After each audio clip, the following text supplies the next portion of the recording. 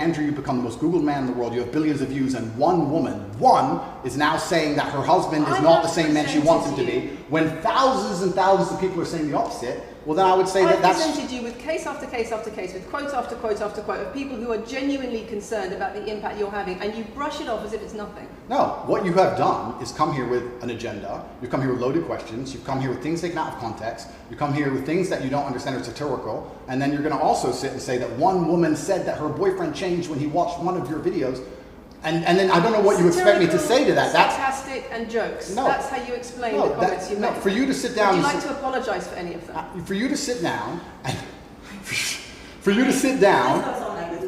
It's fine, no, it's fine, it's easy. For you to sit down and say that one woman said that her boyfriend watched an Andrew Tate video and now he won't do the dishes, or whatever your argument is, and that I'm somehow the worst, most dangerous man in the world because I have a car, is just disingenuous. And I'm enjoying this interview very much because this shows the world. It's great.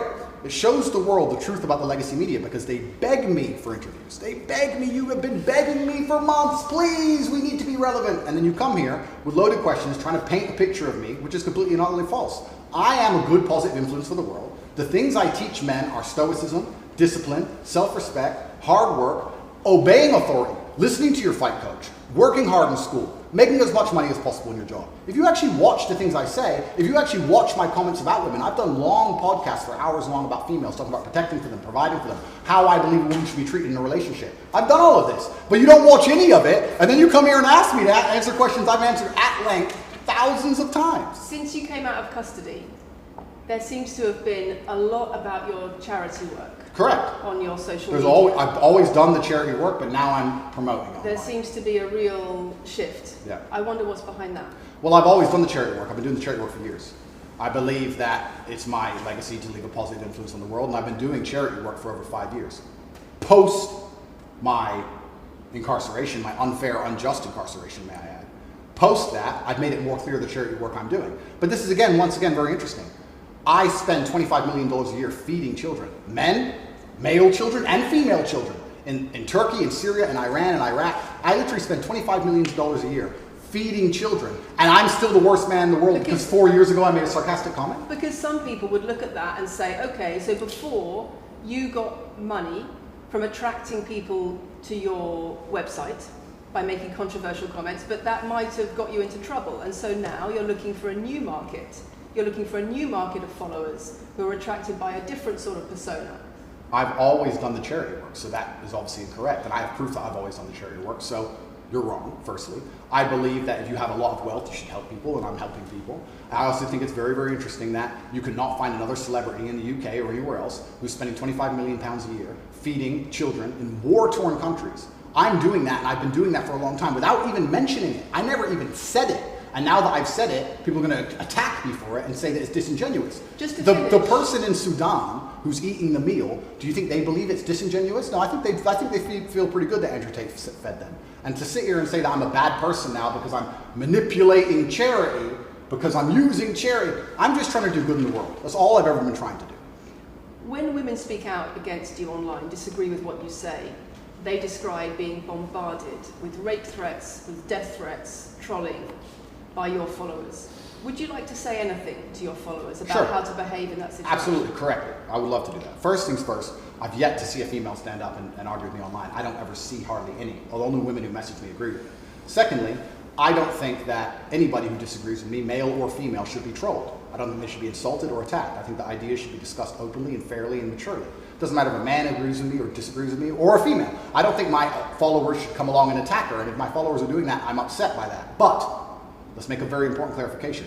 That's not my followers. That's the internet. If you were to log into any video game lobby, I don't play video games, and someone were to sit there and say something stupid, they would be trolled with similar comments. That's the unfortunate reality of the internet as a whole. That's nothing to do with me. But I encourage all of my followers to engage in open discourse and be fair and honest and talk in a way which is mature. There's no need to troll anybody, male or female. Okay. Kathy, anything? Other things. I wonder if it would be worth giving Andrew one more opportunity to consider whether or not he would like to apologise or give an indication of how he feels about the allegations that he has negatively influenced young people in the UK. And secondly, I think we should put on record that this interview is taking place in your house because you're under house arrest. If it were not for that, then we would have chosen another location, I'm sure. We would have negotiated that between us. So I think that's just worth putting on record. Okay.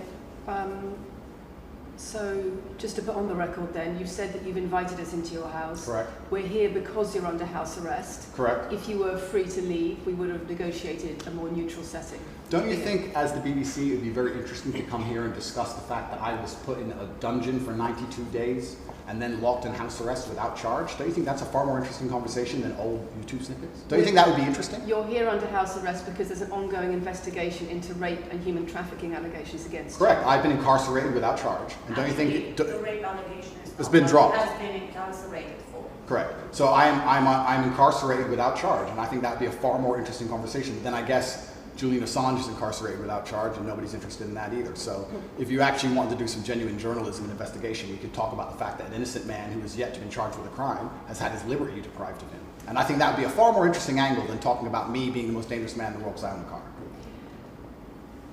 And this question about schools being very worried about your influence. Yes. Boys in primary school, or boys as young as 11 are quoting you at school, Yeah. attacking girls, refusing to respect female teachers. Yeah.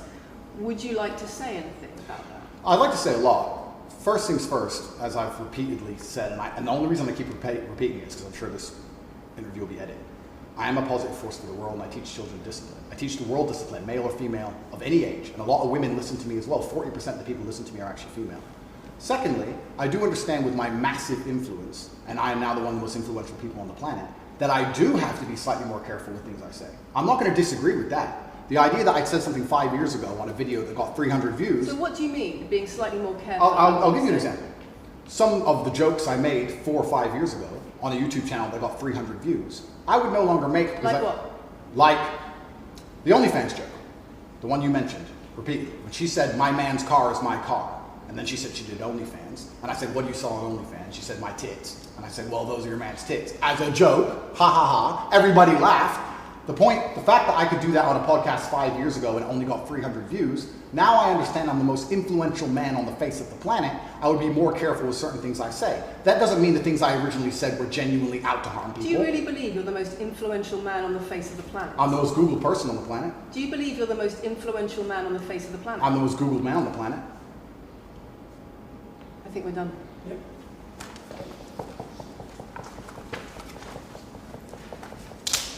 Thanks, Lucy. It was enjoyable. Nice to meet you.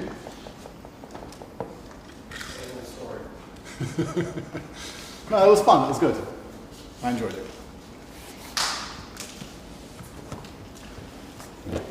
De-mic me. I don't want to damage anything.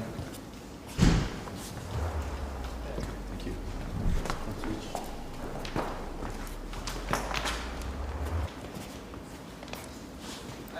Very nice to meet you. Thank you.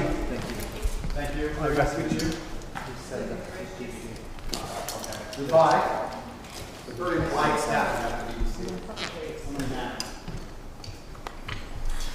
Richard, do you want to go with them? Yeah.